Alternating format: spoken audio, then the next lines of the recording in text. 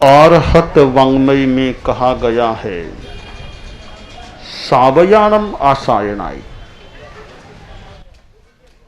श्रावकों की भी आसाधना नहीं होनी चाहिए। जैन शासन में चतुर्विध श्रवण संघ है, धर्म संघ है। साधु, साध्वी, श्रावक, श्राविका। साधु जीवन भर के लिए सर्व सावध्य योग के त्यागी होते हैं। बहुत बड़ी बात है। जीवन भर के लिए 3 करण 3 योग से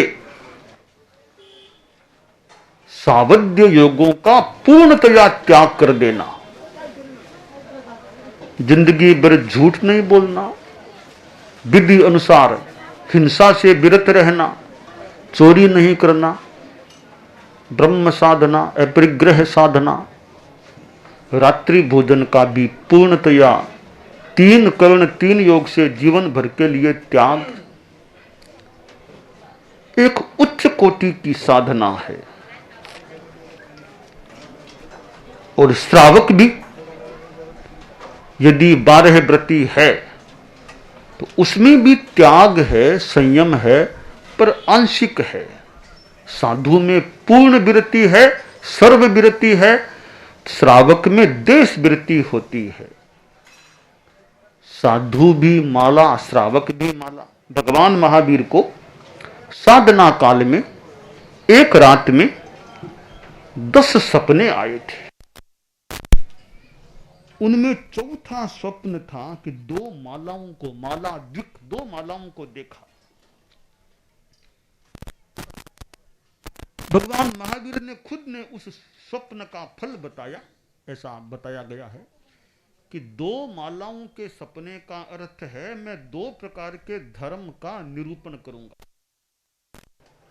यानी अगार धर्म, अणगार धर्म, गृहस्थ का धर्म और साधु का धर्म। साधु तो अनिकेत होते हैं, साधु के घर नहीं। और इसीलिए वे अनगार हैं कि उनके अगार घर नहीं होता है। श्रावक के तो घर भी हो सकता है, होता है। श्रावक गृहस्थ गृही और साधु अगृही होता है। श्रावक के लिए साधु वंदनीय होते हैं। भले साधु 10 वर्ष का छोटा सा है, 90 वर्ष का श्रावक है। 90 वर्ष के श्रावक के लिए भी 10 वर्ष का बाल मुनि भी वंदन योग्य, नमस्करणीय होता है। क्योंकि 10 वर्ष के बाल मुनि में भी सर्ववृत्ति का संकल्प है। जो काम 90 वर्ष का श्रावक नहीं कर सका, वो काम उस 10 वर्ष के बाल मुनि ने करके दिखा दिया है। कितना बड़ा त्याग किया है। तो साधु बड़ी माला, श्रावक छोटी माला है, दोनों रत्नों की माला। आचार्य भिक्षु के साहित्य में साधन श्रावक रत्नारी माला, एक मोटी दूजी नानी रे, गुण गूंथा चारों रथना, इबरत रह गई कानी रे, चतुर विचार करी न देखो। आश्रय साध और श्रावक दोनों रत्नों की माला है, पर साधु बड़ी माला, श्रावक छोटी माला। बच्चों को छोटी माला दी जाती, जैसे 27 मणियों की माला, छोटी सी माला बच्चों के लिए। एक होती है बड़ी माला, 108 मणियों वाली माला भी होती है, और भी कोई बड़ी माला हो सकती है। तो श्रावक तो मानो कि बच्चों वाली माला है, साधु बड़ों वाली वो बड़ी माला है। है दोनों रत्नों की माला। श्रावक रत्नों की माला है, वो त्याग की अपेक्षा या सम्यक्त्व की अपेक्षा है, न कि अव्रत की अपेक्षा वो रत्नमयी माला है। क्योंकि श्रावक तो क्षय हिंसा का आरंभ करने वाला हो सकता है, तो त्याग है वो व्रत है, उसकी अपेक्षा श्रावक भी अच्छा है, निर्वध्यता है उसमें। श्रावक सुपातर बरतार लेख, अव्रत लेख जहर रो बटको रे। इव्रत रो इन रे काम पड़े तो, छह कायरो कर जावे गट को रे। चतुर विचार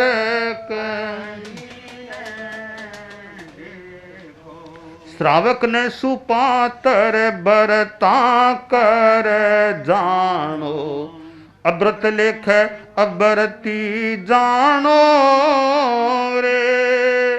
अव्रत रो इन रे काम पड़ जद, छह कायरो करे घम सानो रे। चतुर विचार करी ने देखो। आश्रय श्रावक है, व्रतों की अपेक्षा उसमें शुद्धता है, अव्रत की अपेक्षा तो वह छह काय के जीवों का गटका कर जाता है, छह काय के जीवों की हिंसा कर देता है, वो तो जहर का बटका है। श्रावक तो अव्रत की अपेक्षा, व्रतों की अपेक्षा उसमें सुपात्रता है, संयम है। इसलिए साधु की तुलना में श्रावक छोटा होता है।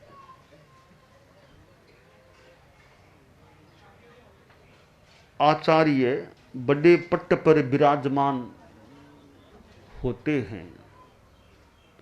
हमारी परंपरा में बताया गया कि आचार्यों के लिए तो जोड़ी लग सकती है, यानी पाटे पर पाटा हो सकता है आचार्यों के लिए, और साधु साधियों को जो पाटे पर पाटा लगा करके सामान्यतया नहीं बैठना, क्योंकि आचार्य की तुलना में उनको नहीं आना चाहिए। इसी प्रकार साधु की तुलना में श्रावक नहीं आ सकता। भले श्रावक कितनी सामायिक करने वाला हो, दिन भर मुख भस्त्रिका बांधे रखने वाला हो, त्याग प्रत्याख्यान द्रव्यों का, कपड़े का आदि का करने वाला हो, पर साधु का सर्ववृत्ति का जो त्याग है, उसके सामने श्रावक का त्याग बोलना है, छोटा है। परंतु दुनिया में कितने कितने आदमी हैं जो मिथ्यात्वी हैं, जिनमें सम्यक्त्व नहीं, ऐसे हो सकते हैं, त्याग संयम विशेष नहीं या बिल्कुल नहीं, ऐसे हो सकते हैं। उनकी तुलना में देखें तो श्रावक कितना बड़ा आदमी होता है। श्रावक तो एक पदवी है, 52 बोल का एक थोकड़ा है, 52 बोल के थोकड़े में 23 पदवी की बात, तो श्रावक की भी एक पदवी मानी गई है। एक राजा की तुलना में जो राजा मिथ्यात्वी हो, अव्रती हो पूर्णतया, उसकी तुलना में धर्म की दृष्टि से देखें तो एक 12 व्रती श्रावक ज्यादा ऊंचा होता है। राजा की बात आपको बताऊं, राजा श्रेणिक था, उसे पता चल गया कि मेरा तो आयुष्य अगला नरक गति का बन गया है, मुझे नरक में जाना पड़ेगा। मैं अपनी शैली में बात को बताना चाहूंगा। वह भगवान महावीर के पास आ गया, बोला प्रभु आपकी शरण में हूं, आप तीर्थंकर हैं, अरहत हैं, आपसे बड़ा दुनिया में धर्म के क्षेत्र में कोई हो नहीं सकता।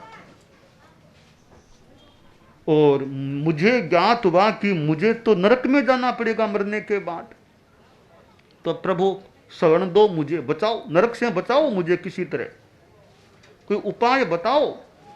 मार्गदर्शक तो आप हैं हमारे, धर्माचार्य, धर्मोपदेशक, तीर्थंकर।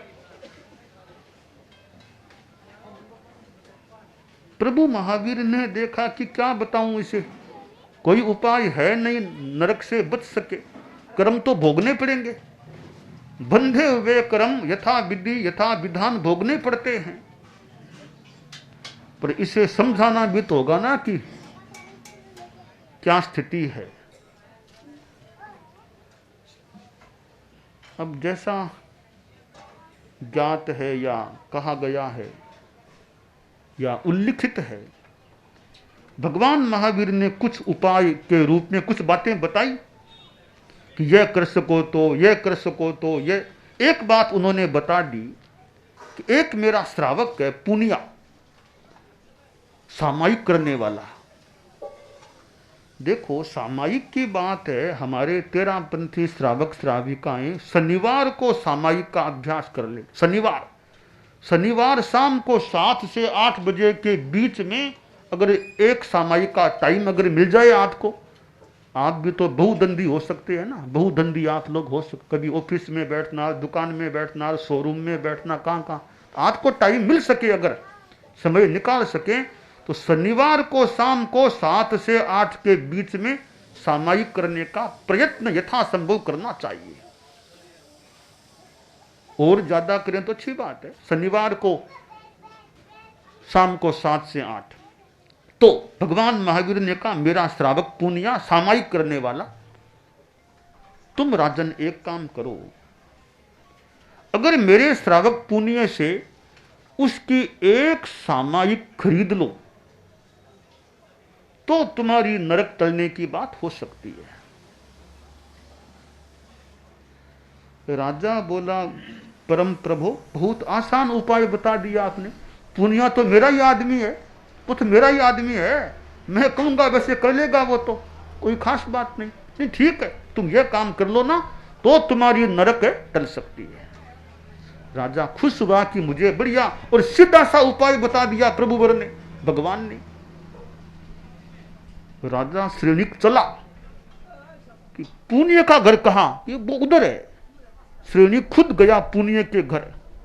ले पुनिया, अरे राजन सम्राट वर, आप इस गरीब के पास, ये कोई सपना है क्या, आप मेरे यहां पधारे हैं? मुझे कल्पना तक नहीं कि आप कभी मेरे यहां, मेरी झोंपड़ी में आप पधारेंगे। कि पुनिया आ गया हूं आज मैं, सम्राट वर पधारिए। पुनिया, अभी मैं आया हूं ना, अभी मैं सम्राट के रूप में नहीं आया हूं, तो अभी तो मैं याचक के रूप में आया हूं तुम्हारे पास। अरे आप याचक, आप तो हमारे अन्नदाता, मालिक, राजा, सम्राट, आप याचक? तो बस अभी मैं तुम्हारे पास सम्राट के रूप में नहीं, एक याचक बन करके आया हूं। प्रभु मालिक क्या चाहिए मेरे से, आपको मेरी कोई सेवा क्या चाहिए? पुनिया, ज्यादा नहीं, थोड़ी सी सेवा चाहिए, फरमाओ आदेश। तुम तो सामायिक करते हो, हाँ मैं तो रोज सामायिक करने वाला, एक सामायिक, मात्र एक सामायिक तुम मुझे बेच दो। पुनिया सोचने लगा, रे सामायिक को भी कोई बेचा जा सकता है क्या? और चीज तो मान लो पुण्य बेच दूं, कोई और चीज, दूध बेच दूं, अनाज बेच दूं, कपड़ा, सामायिक को बेचना कोई प्रावधान इसका होता है क्या? का मालिक आपको किसने कहा है यह सामायिक खरीदने की बात? कि बात तो प्रभु महावीर ने फरमाई है कि पुनिया श्रावक से एक सामायिक खरीद लो तो तुम्हारी नरक टल सकेगी। पुनिया बोला कि मालिक आपका आदेश, आपके लिए सामायिक क्या, मैं शरीर भी दूं तो क्या खास बात, आप हमारे राजा, राजा के लिए जान भी देनी पड़े मुझे, क्या खास बात है? अरे जो हमारा संरक्षण करने वाले,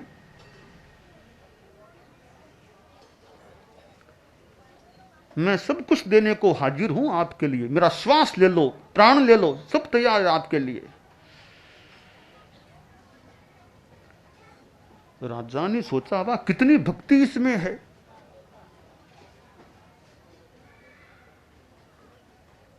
राजा सोचने लगा, इतना समर्पण, इतनी भक्ति मेरे प्रति। जैसा कि गीत में कहा गया, कैसे बनूं मैं उर्णे उपकार से अहो, उपकार से अहो। कैसे बनूं मैं उर्णे उपकार से अहो, उपकार से अहो। चरणों में भले पनैया, चरणों में भले पनैया, यह मेरी चाम हो, मेरे मानस के स्वामी, तुम एक धाम हो, तुम एक धाम हो। प्रभु पार्श्व देव चरणों में, प्रभु पार्श्व देव चरणों में, सत सत प्रणाम हो, मेरे मानस के स्वामी, तुम एक धाम हो, तुम एक धाम हो। तो पुनिया बोला, यह तो भगवान पार्श्व के लिए कहा गया कि मैं आपके उपकार से कैसे उऋण बनूं, मेरी चामड़ी के जूते भी बन जाएं आपके पैरों के, तो भी मैं उऋण नहीं हो पाऊंगा। तो पुनिया बोला, आपके लिए मैं सब कुछ करने को तैयार हूं, बोलो बस एक सामायिक मुझे बेचो। पुनिया ने सोचा, यह तो भगवान महावीर का कोई तरीका है समझाने का, इस माने में राजा भोला आदमी है। पुनिया बोला, मालिक बेचने की बात ऐसी है, आप भगवान महावीर से पूछ करके आइए कि एक सामायिक का मूल्य कितना होता है, क्योंकि मैं श्रावक हूं, मैं न तो आपको ठगूंगा, न तो ज्यादा पैसा लूंगा, कम भी पैसा आपसे मैं क्यों लूंगा, पूरा पैसा लूंगा आपसे मैं। आप पहले जाइए प्रभु के पास, पूछ के आइए कि एक सामायिक का मूल्य होता कितना है, तब मैं अगली बात करूंगा। राजा श्रेणी गया महावीर के पास कि मूल्य कितना। महावीर बोले, तुम्हारे तुम्हारा राज्य पूरा का पूरा दो तो भी सामायिक का मूल्य नहीं होगा। अब राजा समझा कि सामायिक का मूल्य मैं चुका नहीं पाऊंगा, सामायिक खरीदी नहीं जा सकेगी, मेरी नरक टल नहीं सकेगी।